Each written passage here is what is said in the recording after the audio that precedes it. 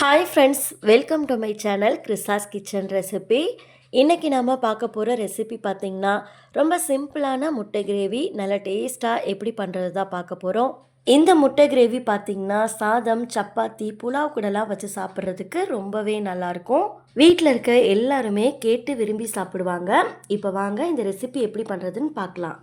First இந்த recipe பண்ணுறதுக்கு ஒரு அகலமான பேனில் 3லேருந்து 4 டேபிள் ஸ்பூன் எண்ணெய் சேர்த்துக்கோங்க. இப்போ இந்த எண்ணெயில் வேக வச்சுருந்த முட்டையை ஃப்ரை பண்ணி எடுத்துக்க போகிறோம்.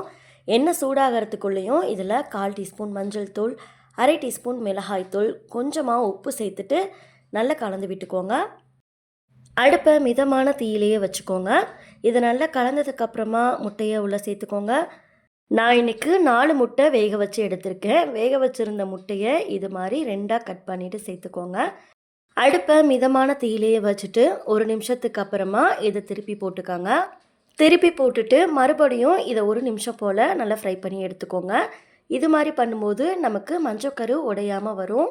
2 பக்கமும் ஒரு நிமிஷம் ஃப்ரை ஆனதுக்கப்புறமா முட்டையை நம்ம வெளியில் எடுத்துடலாம். முட்டையை எடுக்கும்போது அதில் இருக்க எண்ணெயெல்லாம் வடிகட்டிட்டு முட்டையை மட்டும் வெளியில் எடுத்துருங்க. இதில் இருக்க மீதமான எண்ணெயை நம்ம அப்படியே கிரேவிக்கு பயன்படுத்திக்கலாம். இப்போ முட்டை எல்லாத்தையும் நம்ம வெளியில் எடுத்தாச்சு. அடுத்து கிரேவி பண்ணுறதுக்கு இதே எண்ணெயிலேயே 2 பொடியாக நறுக்கின வெங்காயம் சேர்த்துக்கோங்க.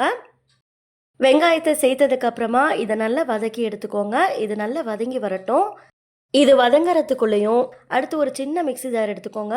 அதில் 2 மீடியம் சைஸ் தக்காளி, கூடவே ஒரு சின்ன துண்டு இஞ்சி சேர்த்துக்கோங்க. அடுத்து 3 பல் பூண்டு சேர்த்துக்கோங்க.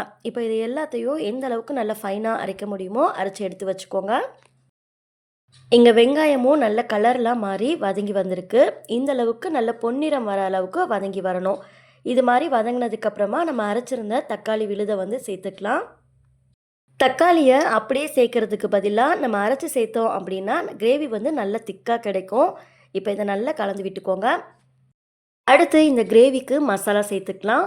1/4 டீஸ்பூன் மஞ்சள் தூள், 1 டீஸ்பூன் மிளகாய் தூள் சேர்த்துக்கோங்க. நான் இன்றைக்கி காரம் கம்மியாக இருக்கணுங்கிறதுக்காக காஷ்மீரி மிளகாய் தூள் யூஸ் பண்ணியிருக்கேன். அடுத்து இதில் 1 டீஸ்பூன் மல்லித்தூள், 1/2 டீஸ்பூன் ஜீரகத்தூள், கூடவே 1 டீஸ்பூன் கரம் மசாலா, தேவையான அளவுக்கு உப்பு சேர்த்துக்கோங்க. இப்போ இதையெல்லாம் சேர்த்ததுக்கப்புறமா நல்லா கலந்து விட்டுக்கோங்க. இதில் காஷ்மீரி மிளகாய் தூளுக்கு பதிலாக நார்மல் மிளகாய் தூள் கூட பயன்படுத்திக்கலாம். நார்மல் மிளகாய் தூளாக இருந்ததுன்னா ஒரு 3/4 டீஸ்பூன் சேர்த்துக்கோங்க, கரெக்டாக இருக்கும். இப்போ இந்த மசாலாவை நல்லா கலந்ததுக்கப்புறமா கிரேவிக்கு தேவையான அளவுக்கு தண்ணி சேர்த்துக்கலாம். தண்ணி சேர்த்ததுக்கப்புறமா இதை மறுபடியும் நல்லா கலந்து விட்டுக்கோங்க. நம்ம சேர்த்துருந்த மசாலாவோட பச்சை வாசனையெல்லாம் போகிற அளவுக்கு இதை நல்லா கொதிக்க வச்சுக்கோங்க. இப்போ நம்ம இதை க்ளோஸ் பண்ணிடலாம். ஒரு 5 நிமிஷத்துக்கு அடுப்பை மிதமான தீயிலேயே வச்சுட்டு நல்லா கொதிக்க வச்சுக்கோங்க. இப்போ பாருங்கள், எண்ணெயெல்லாம் நல்லா பிரிஞ்சு வந்திருக்கு. நம்ம சேர்த்த மசாலாவோட பச்சை வாசனையும் நல்லா போயிருக்கு. இப்போ முட்டையை உள்ளே சேர்த்துக்கோங்க. அடுப்பு மிதமான தீயிலேயே இருக்கட்டும். முட்டையை உள்ளே சேர்த்ததுக்கப்புறமா இதை 1 நிமிஷத்துக்கு அப்படியே விட்டுடுங்க. 1 நிமிஷத்துக்கு அப்புறமா நம்ம இந்த முட்டையை கிரேவியோட திருப்பி போட்டுக்கோங்க. இது மாதிரி பண்ணும்போது முட்டையோட எல்லா பக்கமும் நமக்கு மசாலா இறங்கியிருக்கும், சாப்பிட்றதுக்கும் ரொம்ப நல்லாயிருக்கும். இப்போ திருப்பி போட்டதுக்கப்புறமா கடைசியாக இதில் கொஞ்சமாக மல்லி இலை சேர்த்துக்கோங்க. மல்லி சேர்த்ததுக்கப்புறமா இதை க்ளோஸ் பண்ணிவிட்டு ஒரு 2 நிமிஷத்துக்கு அடுப்பை மிதமான தீயிலேயே வச்சு எடுத்துக்கோங்க. 2 நிமிஷம் ஆனதுக்கப்புறமா இதை ஓப்பன் பண்ணிக்கோங்க. அவ்வளோதான், வீடே நல்ல கமகமன் வாசனையோட முட்டை கிரேவி சூப்பராக தயாராகிடுச்சு. வீட்டில் முட்டை இருக்கும்போது கண்டிப்பாக ட்ரை பண்ணி பாருங்கள். எல்லோரும் விரும்பி சாப்பிடுவாங்க. இதோட டேஸ்ட்டுமே ரொம்பவே நல்லாயிருக்கும். ட்ரை பண்ணி பார்த்துட்டு இந்த ரெசிபி எப்படி வந்ததுன்னு மறக்காமல் கமெண்ட்ஸில் ஷேர் பண்ணிக்கோங்க. இந்த ரெசிபி உங்களுக்கு பிடிச்சிருக்குன்னு சொல்லி நினைக்கிறேன். வீடியோ பிடிச்சிருந்தா லைக் பண்ணிவிட்டு சேனலை சப்ஸ்கிரைப் பண்ணிக்கோங்க.